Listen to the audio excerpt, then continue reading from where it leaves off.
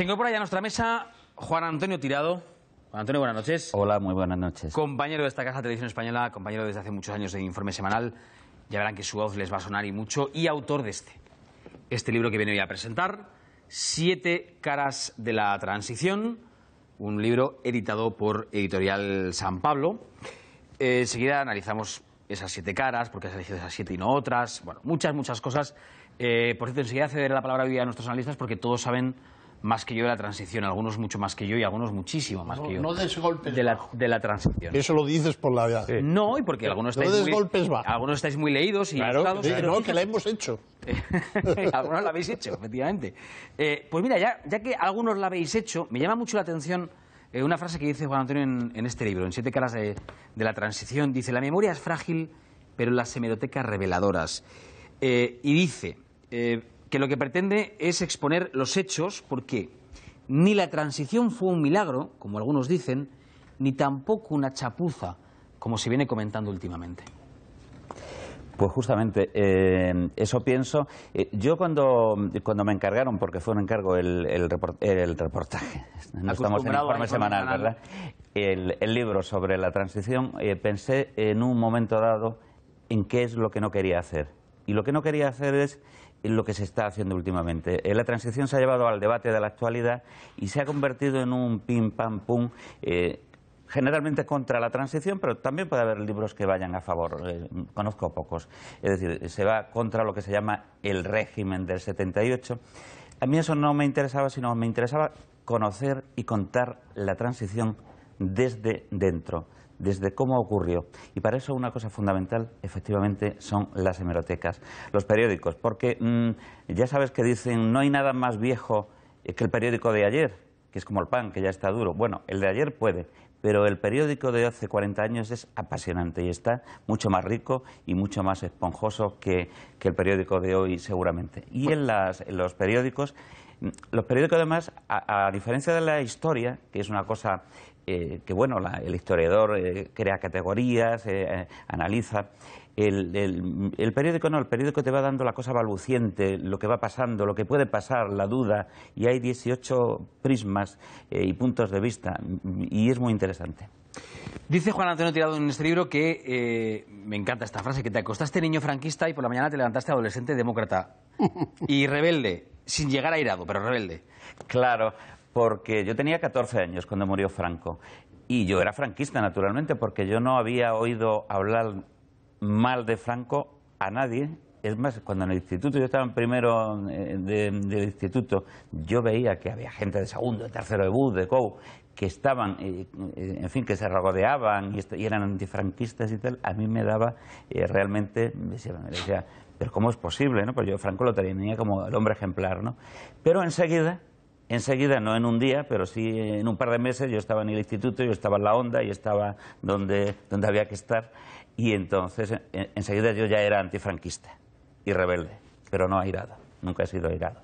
Bueno, 7 perfiles, 7 figuras que consideras claves en la transición, pues desde Arias Navarro, Juan Carlos I, Adolfo Suárez, Manuel Fraga, Torcuato Fernández Miranda, Santiago Carrillo y Carmen Díez de Rivera. ¿Por qué estos 7 y no otros 7? Porque anda que no hay figuras. Los que mencionas indudablemente son protagonistas de la transición, son caras de la transición, pero habría otras. Algunos son indiscutibles, es decir, el rey Juan Carlos es indiscutible, Torcuato es indiscutible, Suárez es indiscutible, Carrillo es indiscutible, Fraga podías a lo mejor discutirlo con Arailza, pero yo lo dudé, pero creo que gana Fraga. Y Arias Navarro en realidad no es la transición, sino es el freno y marcha atrás de la transición, pero era el personaje que estaba ahí, que servía para dar paso a la transición. Y Carmen Díez de Rivera, que es la más maravillosa de todas, porque es una linda flor de hermosura y progresía, tiene una vida trágica, ¿no? Es toda una leyenda la que adorna a esta mujer, que además fue curiosísima, una mujer que puede parecer raro. Pero cuando llega al despacho de Adolfo Suárez, fue el rey el que la llevó allí, vamos, el que le dijo a Suárez que la contratara. Cuando llegó al despacho, lo primero que le dijo a Adolfo Suárez fue... Televisión Española. Efectivamente, en Televisión Española, efectivamente.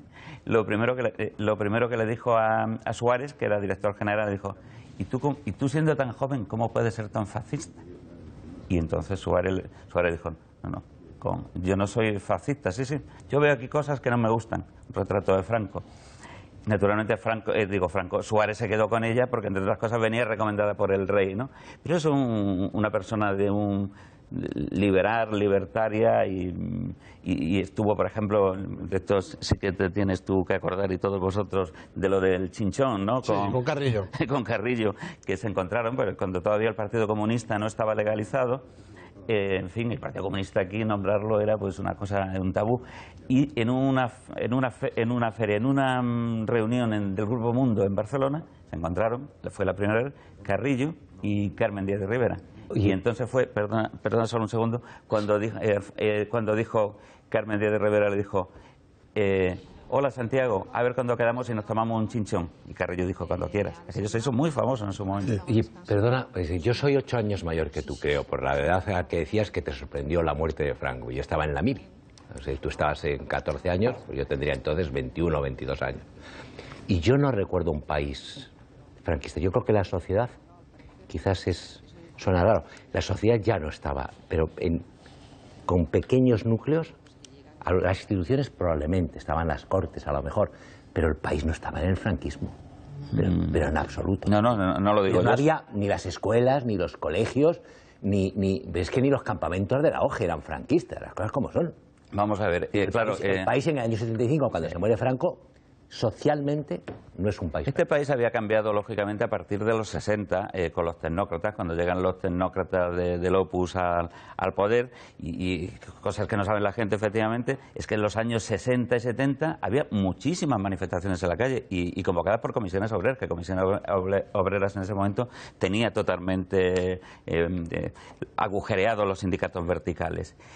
Hombre, era franquista, claro, franquista estaba Franco, lógicamente. Sí. Ahora, el paisaje, franquismos hay varios también, no era el franquismo de los años 40, pero tampoco era la sociedad de los 80, ¿no? Pero efectivamente, yo estoy bastante de acuerdo con lo que dice. Graciano. Sí, Juan Antonio, vamos a ver. Te prometo leer el libro y me he leído todos los libros sobre la transición y más ahí. Por cierto, déjame que diga una cosa. Presentamos este libro en exclusiva, ¿eh? ¿Cuándo se presenta, Juan Antonio? Se presenta el miércoles. Se presenta en Sociedad el miércoles, o sea, que hemos sido los primeros en tenerlo. Por cierto, el equipo de La Noche en 24 sí nos hemos leído el libro, pero claro, aquí a los analistas no les hemos dado tiempo. Hombre, pero se lo saben de la transición. Yo que lo viví también muy joven, pero lo viví de cerca, sobre todo la elaboración de la Constitución, en fin. Creo que Seis Caras las 6 caras son ineludibles, quizá alguno más, ¿no? Y lo de Carmen, que efectivamente era una delicia de mujer, un encanto y tal y cual, bueno, ha sido generoso como caballero que eres y tal, porque efectivamente no tuvo un excesivo, digamos, papel histórico, ¿no? Pero dices que la transición no fue un milagro. Yo recuerdo que luego nos acostumbramos enseguida, pero cuando en las primeras Cortes, que además fueron constituyentes, es que estaban al lado gente que habían combatido a tiros en las trincheras. Es decir, por ejemplo, por Santiago Carrillo, Simón Sánchez Montero, Ignacio Gallego, el estalinista, Dolores Ibárruri, Pasionaria, que habían estado pegándose tiros. De la derecha, digamos, no. O sea, que intuyo que tú sí crees que fue un milagro. Sí, yo creo que fue un milagro. En el sentido, perdóname, porque todo el mundo esperaba que volviéramos a las bofetadas. No, esperaba una vista blanda más larga. No. El mundo esperaba que nos diéramos de leches. Entonces, Juan Antonio, entonces, si no fue un milagro, ¿qué fue? Pues le llamamos también milagro si quieres. Pero yo lo que quiero decirte es que fue una cosa apasionante. Es decir, era mi adolescencia y fue también un poco una adolescencia del país. Pero no una sola adolescencia política, porque si ahora pensamos que es que la implicación política de la gente era tremenda... No. El 80% de un informe del año 75 de FOESA que dice que el 80% de los españoles lo que piden fundamentalmente es paz y orden. Sí. ¿Y cuál fue, de verdad, es verdad eso. Cuál fue la gran primavera realmente de la transición? Desde luego para mí que era los desnudos. El destape fue una locura cómo se vivió, porque este país... Que había que ir a Perpiñán. Claro. Pero tardó 6 meses, ¿eh? Ahora, de todas maneras, se había producido ya Portugal, si recordáis, que es el antecedente. Había ocurrido lo de Grecia. Es decir, da un poco la sensación ahora, con perspectiva histórica, de que el proceso era inevitable. Es decir, en Portugal tuvo otra modalidad, mucho más traumática que la española, la griega,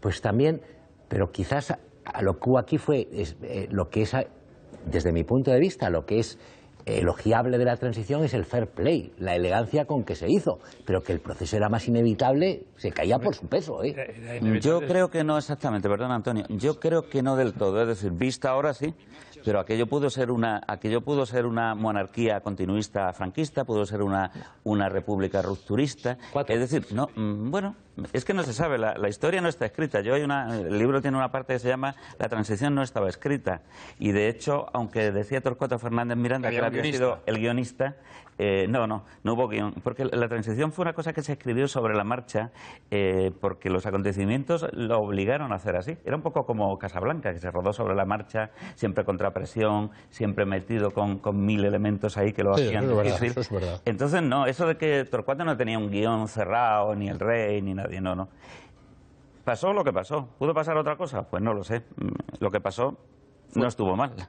Fue lo que intentas contar en tu libro. Antonio, que tú andabas por allí también. Sí, yo estaba por allí. No, él venía ya. Pobre, en la transición algo tenía que pasar porque se había muerto el dictador, ¿no? O sea, el hecho biológico, decíamos eufemísticamente antes de... El hecho biológico. Cuando se produzca el hecho biológico, ¿no? Era lo que trataban las crónicas periodísticas. Para hablar de la muerte de Franco. Y previsiones sucesorias. Claro, y el régimen decía, después de Franco, las instituciones, ¿no? O sea, algo tenía que pasar, ¿no? Yo creo que sí había un guión, ¿eh? Yo creo que sí había un guión. Y esto lo he hablado con Adolfo, lo hablé bastante con Adolfo. Hombre, no estaba un guión escrito, pero sí estaba el proyecto de ir de la ley a la ley, que después de todo es lo que Torcuato Fernández Miranda defendió con más gente, pasar de una legalidad franquista a una legalidad democrática, haciendo trampas, evidentemente, pero que no se notasen mucho, que fue lo que pasó aquel célebre día en que las Cortes de... El Araquiri. Las Cortes... Pero se había guión, ¿quién escribió el guión? Torcuato Fernández Miranda, que es una de las tesis. Torcuato Fernández Miranda... Y que Suárez fue un simple actor. Con el rey. ¿Sí? El rey, cuando ya es nombrado príncipe de España, se empieza a juntar con gente, pero vamos, yo creo que no debería yo meterme en Honduras hoy el protagonista es él. Pero el rey lo digo porque empieza a hablar de eso habla Juan Antonio en el libro. El rey empieza a hablar con jóvenes de su generación y se escriben incluso libros. Se escriben incluso libros de cómo pasar. Hay un libro, que no recuerdo en este momento el título, pero que yo manejo en un trabajo que estoy haciendo ahora, cómo pasar de un régimen autoritario, de las leyes fundamentales del franquismo, a una legislación democrática. Eso está escrito, está trabajado. Y Torcuato Fernández Miranda lo habla con el rey y deciden que la persona idónea para hacer aquello es Adolfo Suárez. Y Adolfo Suárez está en el ajo. Cuando Adolfo Suárez es nombrado presidente de gobierno, él ya lleva bajo el brazo el boceto de la ley para la reforma política. Pero eso ya lo tiene. Tú te acordarás, por ejemplo, que justamente antes de producirse el nombramiento de Suárez, bueno, cuando el rey ratifica a Arias Navarro, el primer gobierno de la monarquía, el hombre que suena como el gran aperturista y el que tiene las grandes posibilidades es Fraga. Y Areilza también. Y Fraga y Areilza, efectivamente. Nadie apuesta por Suárez. Luego, bueno, el guión se abría, no estaba cerrado ya. Los periodistas no lo sabíamos, o sea, en aquel momento no teníamos ni idea. Pero claro, aquello estaba ya pactado. Es que no se podía meter a Suárez al principio. Acuérdate que el Consejo del Rey no tenía que proponer una terna al rey. Y el rey tenía que elegir al presidente siguiente. Entonces, aquello había que prepararlo. Entonces, ¿qué hizo el rey al llegar? Confirmó a Arias Navarro que ya era presidente de gobierno. Y empezó Una de las tesis es que la terna metieron a Adolfo Suárez para que no saliera. No, al contrario. ¿No? Ahí hubo, permíteme, un personaje. Ahí estuvo la habilidad. Que Juan Antonio no lo ha cogido de cara, pero fue un poder fáctico que se llamó Alfonso Osorio. Sí. En la primera parte. Es decir, lo que pasa es que venía oscurecido por la luminaria de Adolfo. Pero Alfonso Osorio García sí que venía, porque además hubo un desayuno de oración que le recibió el presidente de los Estados Unidos en aquella época. Yo esa etapa ya no era periodista todavía, pero lo he leído. No sé si te parece que Osorio... Osorio, sin duda. Hay además una cosa muy curiosa, porque hay también quien piensa que el rey no hacía política, y el rey, efectivamente, ya desde los años 60 con Torcuato y hasta la aprobación de la Constitución, el rey hizo mucha política. Pero hizo política incluso en los lugares más insospechados. En el año 76, en la final de la Copa del Rey, entre el Atlético de Madrid y el Zaragoza, está en un momento dado en la tribuna, está el rey, y entonces eso lo cuenta Osorio en sus memorias, está el rey a un lado Osorio y a otro Suárez. Y le dice el rey a los dos que se junten, le dice: ¿os dais cuenta qué mayor es ese presidente? Se refería a Bernabéu, que tenía 80 años. Y al lado estaba Arias Navarro con 68. Dice: yo pienso que tiene que haber presidentes jóvenes en todos lados. Solo os digo eso. Y un mes después, Suárez era ya el presidente del gobierno. ¿Y a ti no te ha sorprendido la enorme cantidad, digo, no sé si en el libro le dedicas un pequeño epígrafe, de antifranquistas luchadores sobrevenidos? Porque es inmensa. Yo encuentro por todos lados y yo no los vi nunca. Pero había muy pocos. En la profesión el 80% ahora son. No sé. Pero yo en aquella época hacía poco periodismo. Eso ocurre lo mismo. Pero la cantidad que había. Yo en aquella época estaba en la política. Y allí sí que había antifranquistas. En la política sí. Hacer una pregunta y siguen tertuliando. Eso ocurre lo mismo justamente que con los franquistas. Es decir, los franquistas desaparecieron al día siguiente, o los comunistas. Al día siguiente de caer la Unión Soviética ya no había comunistas. Luego, es el mismo proceso, pero al revés. Porque lo que se produjo, una de las cosas fascinantes de un cambio de gobierno, un cambio de régimen como este, fue que en un momento determinado empezaron a salir, no es que salieran los demócratas del armario, no, es que metían en el armario las camisas azules, las chaquetas y todo, pues para poder posar de demócrata. Y naturalmente que hubo muchos periodistas, como ha dicho Víctor Márquez Reviriego. ¿Qué pasa? Que en aquella época los periódicos se escribían solos. Julio César. ¿Qué no debió ocurrir para que fuera perfecta? Ah, bueno, esa pregunta ya casi esa se lo tienes que preguntar casi a los refutadores del régimen de 78. ¿A qué te refieres exactamente? No, puedes coger la pregunta por donde quieras. Yo parto de que perfecta no fue. Hombre. Pero casi. Bien. Entro en los pormenores. ¿Qué no debió ocurrir para que fuera perfecta? ¿O qué debió ocurrir para que fuera perfecta? Vaya, podré hacer la pregunta como yo quiera. Sí, esa es más fácil. Sí, claro, pero la idea es la misma. Me resulta más interesante. Vueltas la cabeza con tu pregunta. Exacto, pero habéis sido muy listos y habéis llegado a eso. ¿Veis? Hacéis la pregunta como lo hicisteis antes con lo de Avant-Garde. Podéis traducir muy bien las cosas. Bueno, pero tienes razón que las preguntas se pueden hacer como uno. Y luego responderlas como a uno le vengan gana también. Tienes razón, sí. Entonces, finalmente, ¿cuál es el enunciado o de la pregunta? Mía o la de Sergio, porque son la mía. ¿Qué hay o qué ocurrió después de haber repasado las vidas y las caras? Que echando la vista atrás, si no hubiera ocurrido, hubiera sido mejor. ¿Qué cosa falló? Si algo falló, por poco que fuera, ¿qué no la hace perfecta? Ahí. Bueno, ¿Qué no la hace perfecta? Yo parto de la premisa de que no lo fue, pero a lo mejor igual quiere negar la mayoría y decir me fue perfecto. 40 años después está clarísimo. Pero yo Julio César, creo pero que... el autor es él. Ya. No, yo creo que Julio César es más perfecta la pregunta que la propia transición. Hombre, la transición está llena de defectos, de lagunas, de fallas. La mitificación que se hizo de la transición es otro de los asuntos que más llaman la atención. La transición se convirtió, como decía Umbral, un poco en la santa transición, ¿no? Y la transición, de pronto hubo una generación que había hecho algo importante y que consideraba que no se podía poner en cuestión, y que era el gran logro, y que además criticarla en algún sentido. El café para todos, el Estado de las Autonomías. ¿Vas por ahí, Graciano? Sí, no, hombre, eso es a Román Paladino, pero no, pero ahí se inició la debilidad del Estado. Ahí se puso, yo hablaba de antes. Ahí se puso las bases para la debilidad del Estado. Es decir, Juan Antonio sabe muy bien, y estoy seguro que lo ha escrito en su libro, que el pacto, el milagro de la transición supone que los herederos del franquismo, los hijos de los vencedores de la guerra civil, pactan con los perdedores de la guerra civil. ¿Por qué? Porque si los herederos del franquismo no tenían legitimidad democrática, porque no la tenían ante Europa, que era el gran objetivo, que ya Franco pidió el ingreso en la Comunidad Económica Europea, pero se la iban a dar. Y los franquistas y los que venían del exilio y los que estaban y tal, necesitaban salir y hacen una vida normal y tal. Y ese es el milagro de la transición. Pero ahí se puso las bases para la debilidad del Estado actual. De hecho, Torcuato es un hombre que en eso fue... Torcuato hubo un momento de ruptura con Suárez porque estaba en contra de ese tema. ¿Y tú piensas también lo mismo? Porque quiero decir, la pregunta sí, era si para... estaba que sí. Era esto. Espera que responda él, Graciano. Sí, Sí, piensa lo mismo que yo. Ha dicho que sí. Yo pienso lo mismo. ¿Ves? Y a veces igual. Grandes. Pero no, esto que estabas diciendo es muy importante porque las nuevas generaciones y... Aprovecha que todavía no has sabe. hablado... Lo de Si acaso, sobre Fernández la Miranda algo. rompe con Suárez por eso. Sí, La gente no lo sabe. ¿Por qué rompe? ¿No? Efectivamente. Rompe porque Fernández Hay dos Miranda temas, ese y el no comunismo. quería... Que fuera presidente de gobierno después de las elecciones. No, Quería que y contar- sobre todo estaba en contra del tema del título octavo. De eso y de la legalización del PC también. Tampoco el eso le enfado de gustaba. Torcuato, además lo cuenta su hijo en el libro sobre... Su hijo no, su sobrino. Su sobrino. Sobre Bueno, ¿ha respondido Juan Antonio a tu pregunta, Julio César, o no? Fundamentalmente le ha respondido Graciano. Bueno, pero es que Graciano ha respondido muy bien. Ha dicho, Pues sí, yo también. pues sí, yo también, porque es muy educado. Bueno, venga, pues lo vamos dejando ¿No ves aquí. que él me ha preguntado? Y que cada cual se lea el libro tan pronto como Eso es, salga, leámonos el libro. porque va a ser lo mejor. Ese material.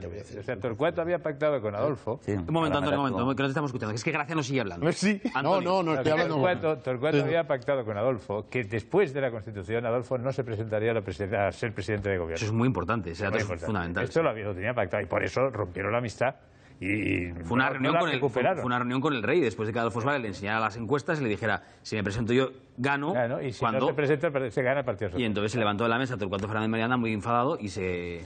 Sí, esta historia la contaba, de hecho, hace poco Adolfo Suárez. Y el libro pues, es muy explícito y además eso era conocido, no es ningún descubrimiento. 7 caras de la transición, un libro de Juan Antonio Tirado, compañero además de Televisión Española. ¿Cuántos años en el informe semanal? Pues mira, en Informe Semanal, el 8 de enero hago 18 años. ¿Cuántos reportajes? 200 y pico. ¿Cuál te ha gustado más? ¿Cuál me ha gustado más? Pues el que estoy haciendo sobre Frank Sinatra. ¿Y cuál te ha, Ay, hombre. cuál te ha costado más? Oh. ¿Cuál se encasquilló que no salía, que no salía? Terminan saliendo todos. El milagro de Informe Semanal, yo creía que los libros eran igual y los libros corren el riesgo de no salir, pero en Informe Semanal los reportajes terminan saliendo. Pero hay veces que los ves tan angustiosos que coges, llegas por la tarde a casa, te metes en la cama, te echas la manta encima y dices, no quiero pensar nada. No, porque de pronto te mandan un tema del que no... Es que la gente, claro, ¿cuál es la gracia de Informe Semanal? Pues la gracia es la desgracia. La gracia es que puedes hacer cualquier tema, cualquiera. ¿Y cuál es el problema? Que no sabes de todos, seguramente ninguno. Y entonces, claro, a veces te tocan unos embolados importantes. Y te toca estudiar un montón en muy poco tiempo. Es muy poco tiempo. Mira, duermes soñando con el reportaje. Eso se lo puedes preguntar a muchos compañeros. Con lo cual yo creo que debían de pagarnos también un plus de onírico. El plus. Juan Antonio Tirado, 7 caras de la transición, un libro de Editorial San Palo. Mucha suerte, compañero. Muchas gracias. Muchas gracias. Muchas gracias por venir a presentarlo aquí en exclusiva.